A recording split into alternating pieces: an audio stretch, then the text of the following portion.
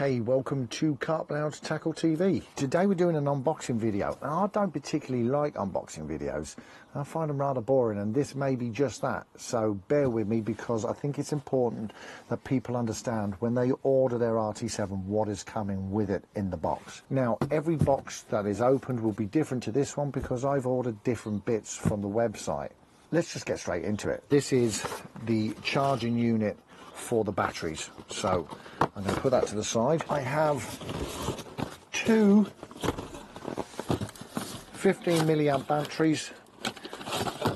Now when they come, they will be partially charged, so you actually have to fully charge them before you do anything else with the boat. I also got myself a multi-hub charging unit.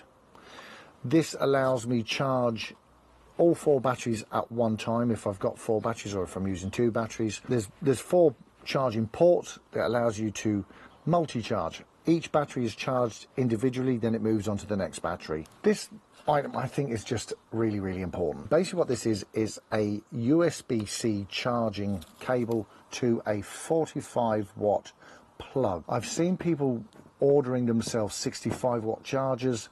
You do need a fast charging plug. 45 watts is what they recommend because the unit has to have a high voltage going in. You can use a generic plug for your USB-C cable, such as an iPhone plug.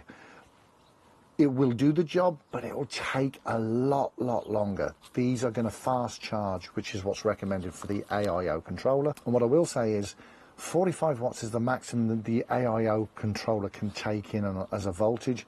Buying a 65 watt will not get it charged quicker or faster or better than the one that comes from Carplounge or any other 45 watt charging plug.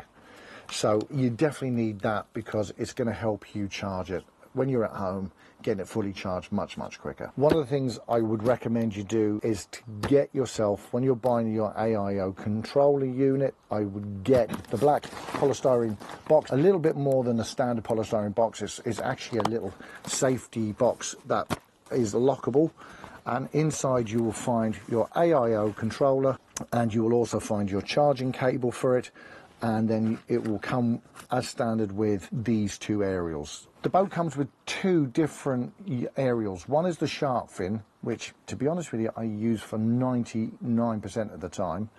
And the other one is the long range. The shark fin will only go to a certain range. If you're fishing up to maybe 200-300 yards, you can use that. If you're going further than that, you're going to need to bump up to the long range aerial that Carplounge supply. The front one for the GPS and controlling it, and the other one is for your echo sounder. They do a small fixed little mini aerial, but it's a much handier aerial to use if you're fishing in waters that are up to maybe 250 yards out. Beyond that, I move over to the longer aerial. The shark fin aerial that I've been talking about is actually located in the actual battery compartment, and that's it there, and that just clips on. You take off the little rubber grommet there.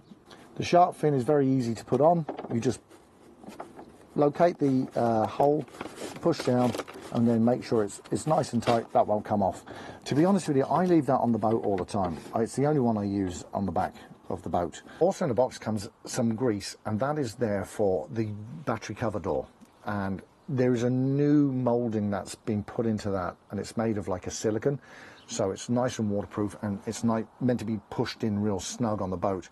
But you want it to have a little bit of movability and not jamming up, so the grease is there to keep it so that it comes off and goes on nice and easy, but retains that waterproof. And what I will say is people can be very heavy-handed with this.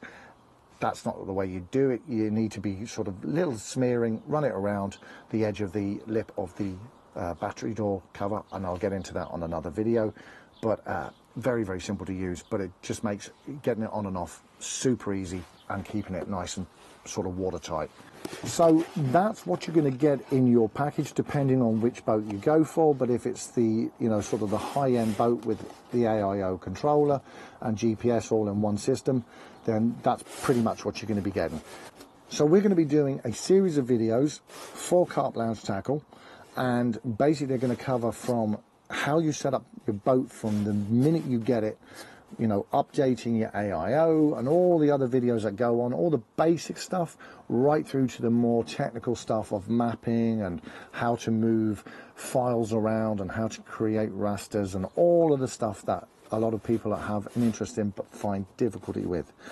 But that's the boat arrived from Carplounge and all the bits that came in my box. We're going to see in the next video where we will start looking at how to set this up to get it ready for the water.